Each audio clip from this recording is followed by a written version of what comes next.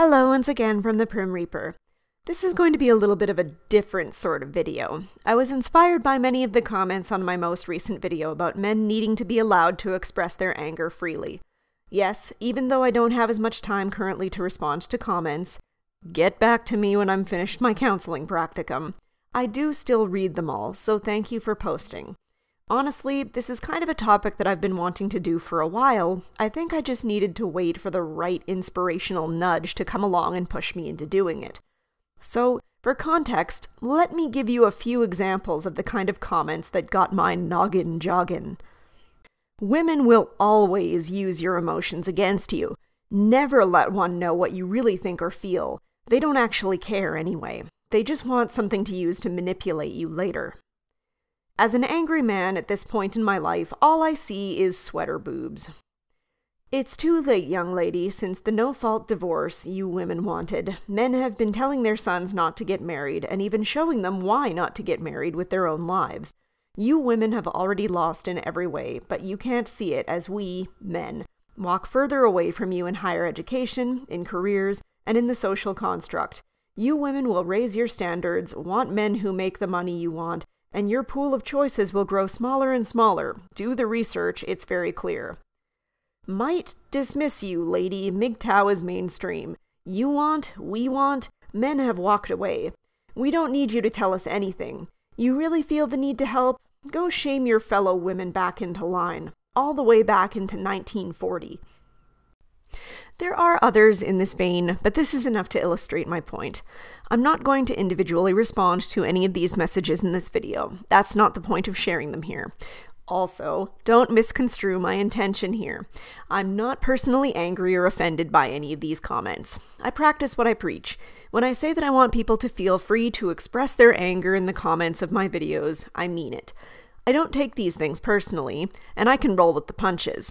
Besides, what can I say? It's not wrong to say that the previous video was heavy on the sweater boobs. These puppies ain't exactly easy to hide.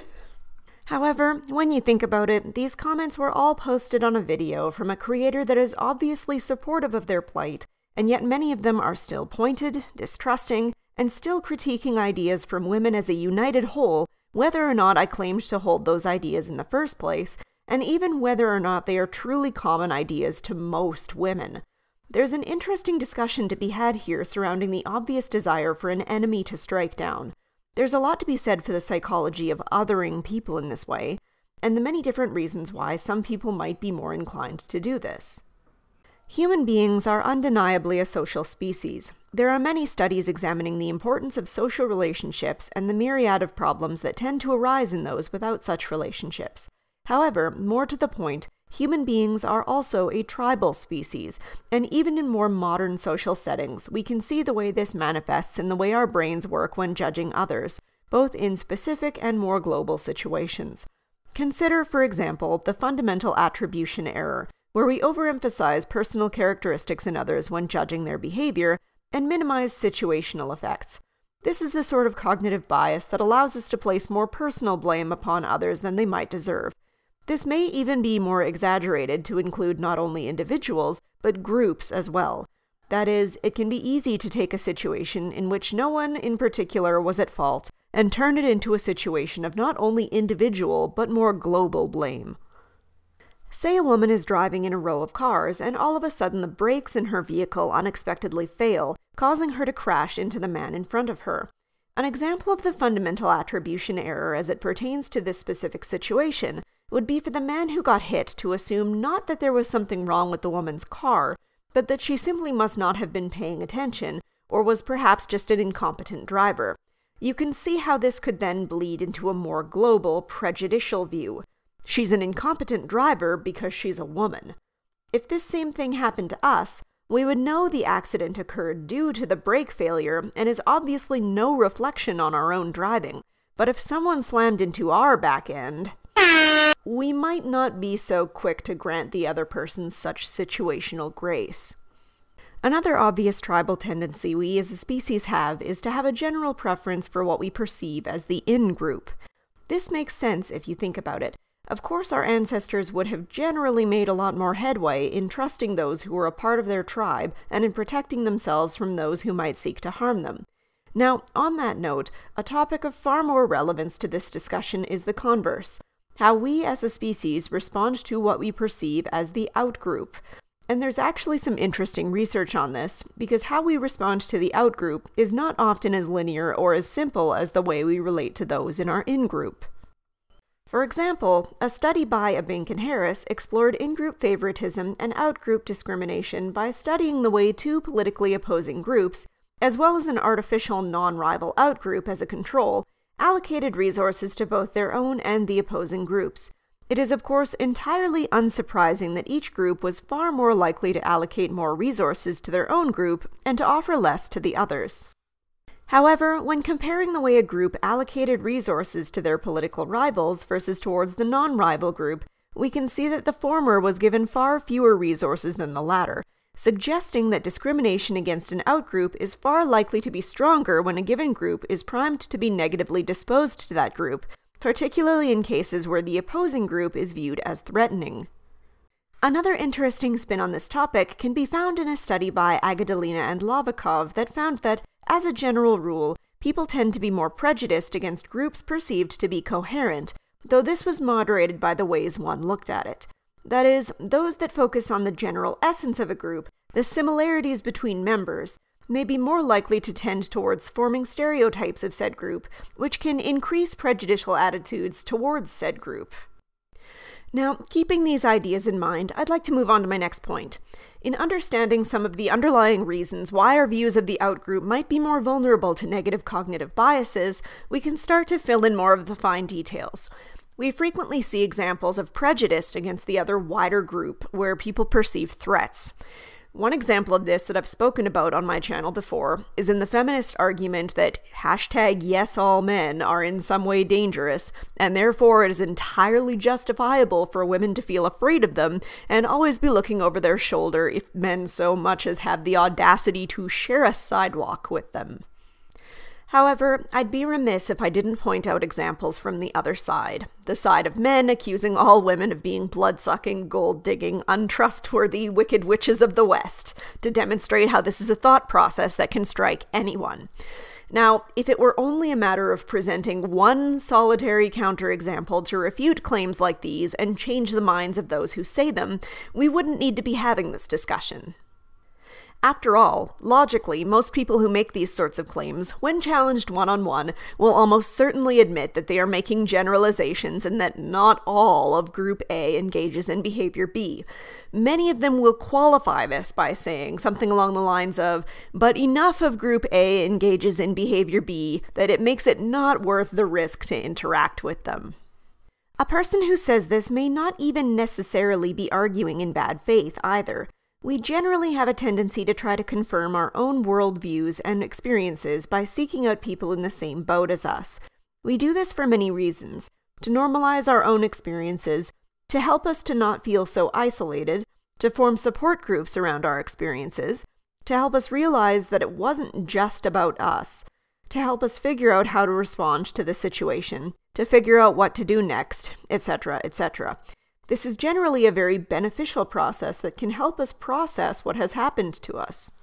The only problem is, in actively seeking out those stories similar to ours, we run the risk of assuming that our experiences are in fact much more the norm than they actually may be.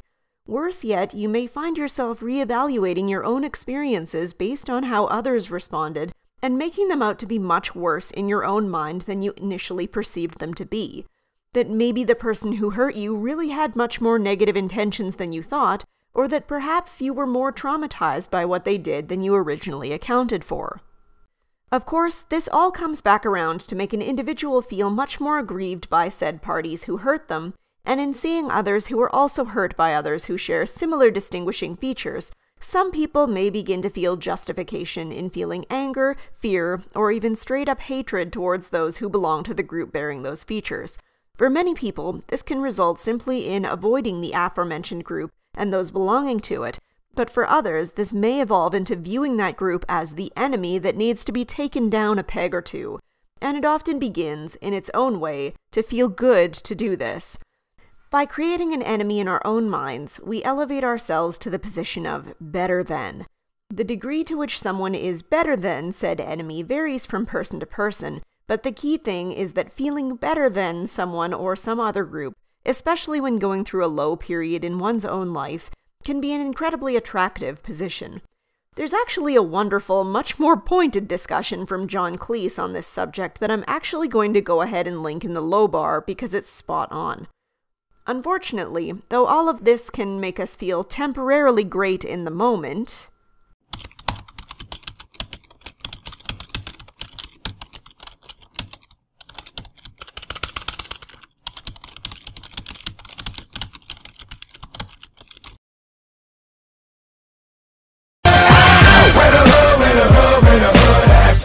it suffers from the unfortunate fact that it is a strategy focused upon tearing down other people, not building oneself up.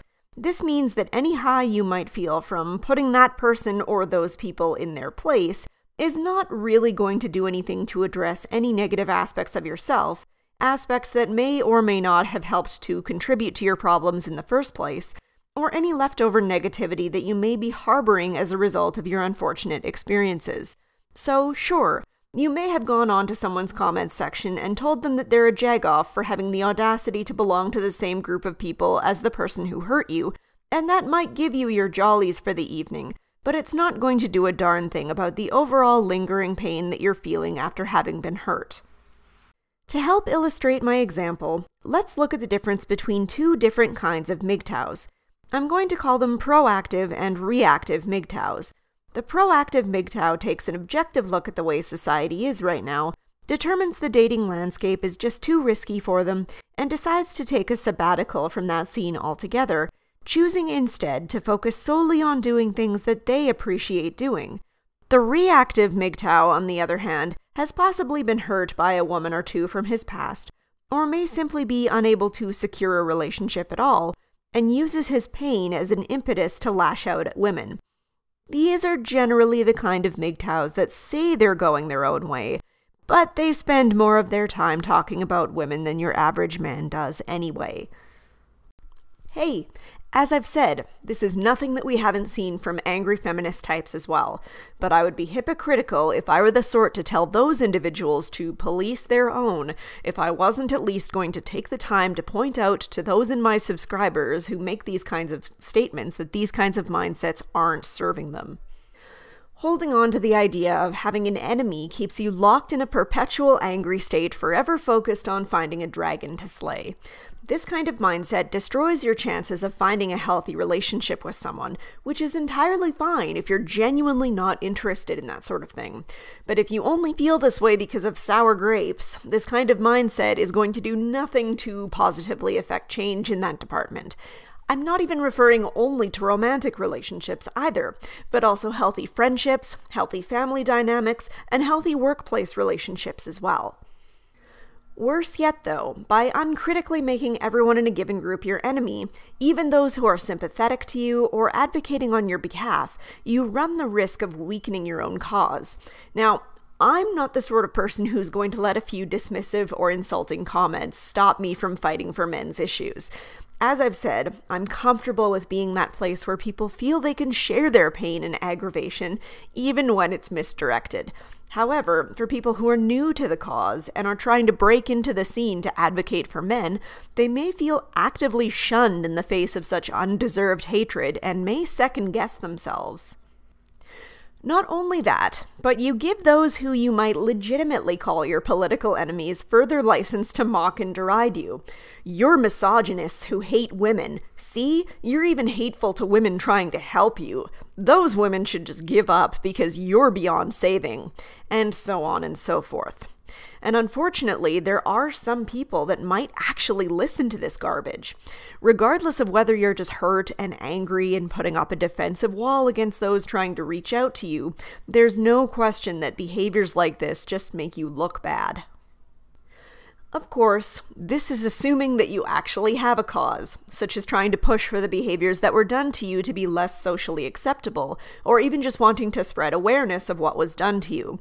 If you don't actually care about accomplishing or changing anything, or looking good to anyone, and your sole goal is to troll, well, you just go ahead and continue to flick boogers at passersby from under my comments section bridge, little buddy, if that really brings you happiness.